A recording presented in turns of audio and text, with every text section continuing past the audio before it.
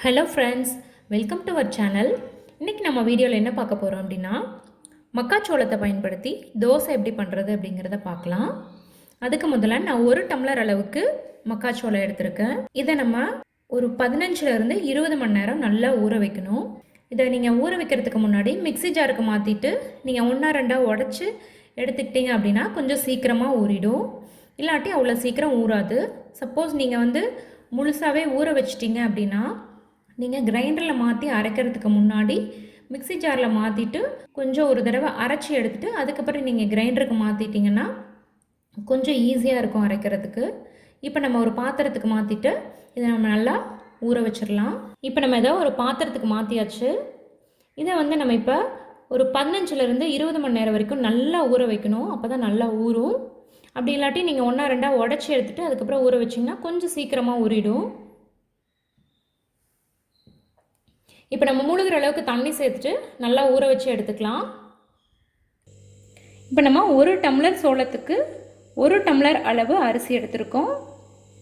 1/2 tumbler அளவுக்கு உளுந்து, 1 table spoon அளவுக்கு வெந்தயம். உளுந்து வெந்தயத்தையும் ஒன்றா சேர்த்து ஊற வச்சுக்கலாம். அரிசியை தனியாக ஊற வச்சு எடுத்துக்கலாம். இதை நம்ம 2 மணி நேரம் நல்லா ஊற வச்சு எடுத்துக்கலாம். இப்போ பார்த்திங்கன்னா எல்லாமே நல்லா ஊறிடுச்சு. இப்போ நம்ம 2 தடவை இதை நல்லா கழுவி எடுத்துட்டு அதுக்கப்புறம் கிரைண்டரில் தனித்தனியாக அரைச்சி எடுத்துகிட்டு நம்ம ஒன்றா சேர்த்து உப்பு சேர்த்து கலந்து புளிக்க வச்சிடலாம். இப்போ பார்த்திங்கன்னா நம்ம சோள மாவு நல்லா அரைச்சி எடுத்தாச்சு. இதை நம்ம அரிசி உளுந்து மாவு கூட சேர்த்து கலந்து வச்சுக்கலாம். இப்போ நம்ம அரிசி மாவு உளுந்து மாவு கூட சேர்த்து கலந்துட்டு கொஞ்சம் உப்பு சேர்த்து கலந்துக்கலாம். நம்ம இப்போது தேவையான அளவுக்கு உப்பு சேர்த்துட்டு எல்லாத்தையும் ஒன்றா சேர்த்து நல்லா கலந்து வச்சுக்கலாம். இப்போ மாவு கூட உப்பு சேர்த்து நல்லா கலந்து வச்சாச்சு. இப்போ நம்ம இதை 8 மணி நேரம் அப்படியே விட்டுட்டு நல்லா புளிக்க வச்சிடலாம். இப்போ பார்த்திங்கன்னா மாவு நல்லா புளிச்சு மேலே வந்துருச்சு. இப்போ ஒரு தடவை நல்லா கலந்து விட்டுட்டு நம்ம தோசை சுட ஆரம்பிச்சிடலாம்.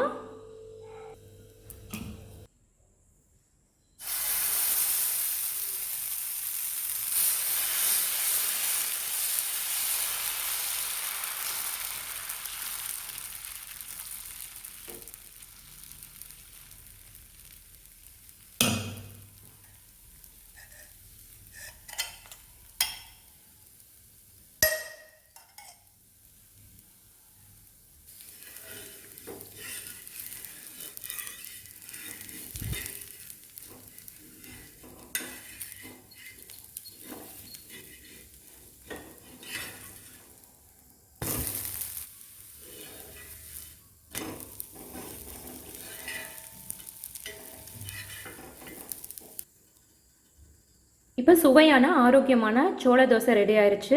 இதுக்கு தேங்காய் சட்னி தான் நல்ல காம்பினேஷன். இப்போ நம்ம இதே மாவில் நம்ம பணியாரம் கூட செய்யலாம். ஜீரகம், வெங்காயம், பச்சை மிளகாய், கருவேப்பிலை தாளித்து அதை நம்ம பணியாரக்கல்லில் சுட்டு எடுத்தோம்னா நமக்கு சோள பணியாரம் ரெடி ஆகிடும்.